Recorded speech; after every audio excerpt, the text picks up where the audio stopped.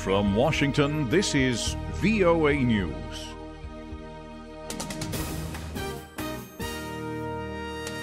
I'm Jonathan Smith, reporting live. President Trump said Monday in a nationally televised address that Americans have grown weary without a victory in the longest U.S. war. He laid out a path forward not only in Afghanistan, but in South Asia as well. He said the United States must seek an honorable and enduring outcome in Afghanistan that is worthy of the sacrifices made. He said the consequences of a rapid exit from the country would create a vacuum that would be filled by militants. He also criticized Pakistan, saying the country had acted as a safe haven for, quote, agents of chaos.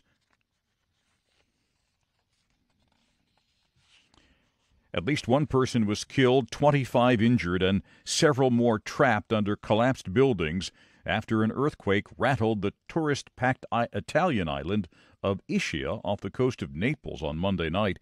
Italy's National Volcanology Department gave a preliminary magnitude of 3.6 for the earthquake, but the US Geological Survey put the magnitude at 4.3, while the European Mediterranean Seismological Center had it at 4.5. All of them said the epicenter was just off Ischia at a depth of about 10 kilometers. Television images showed that about 6 buildings in the town of Casamicciola, as well as a church, had collapsed. Ischia's only hospital was also hit and had to be partially evacuated. Restaurants were packed, and many stores were still open when the shaking began. You're listening to news from the Voice of America in Washington.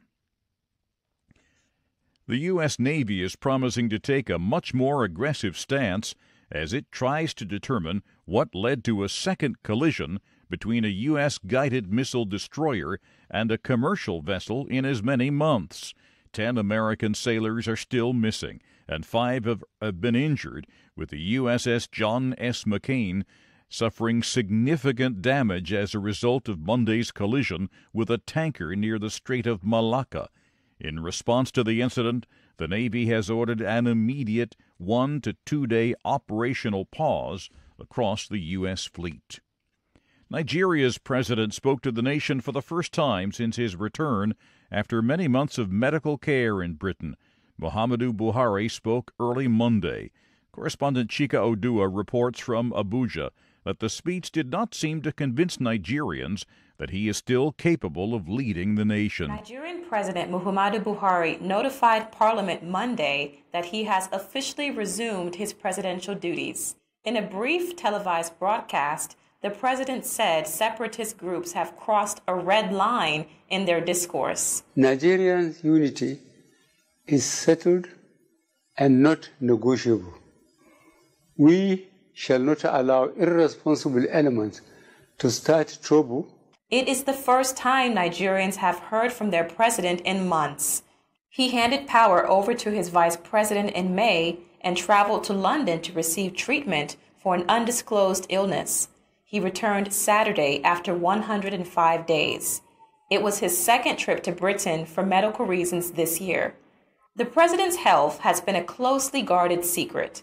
Nigerians were hoping the president would reveal his health status in Monday's address, but Buhari did not mention the topic, prompting further speculation. Chika Oduah in Abuja for VOA News. Police in Spain have shot dead a man they believe was the driver of Thursday's deadly van attack in Barcelona. Ending a massive manhunt, police killed Younes Abouyaaqoub after confronting him Monday in a rural area known for its vineyards, about 45 kilometers west of Barcelona. Authorities say they shot the fugitive after he held up what appeared to be a bomb belt, which they later discovered was fake. The Catalan Interior Minister Joaquim Forn told Catalonia Radio that everything indicates Younes Abouyaaqoub was behind the wheel of the van during the attack on Thursday that killed 15 people in Barcelona. You can find more on these and other stories from around the world, around the clock at voanews.com. I'm Jonathan Smith, reporting live from Washington. That's the latest world news from VOA.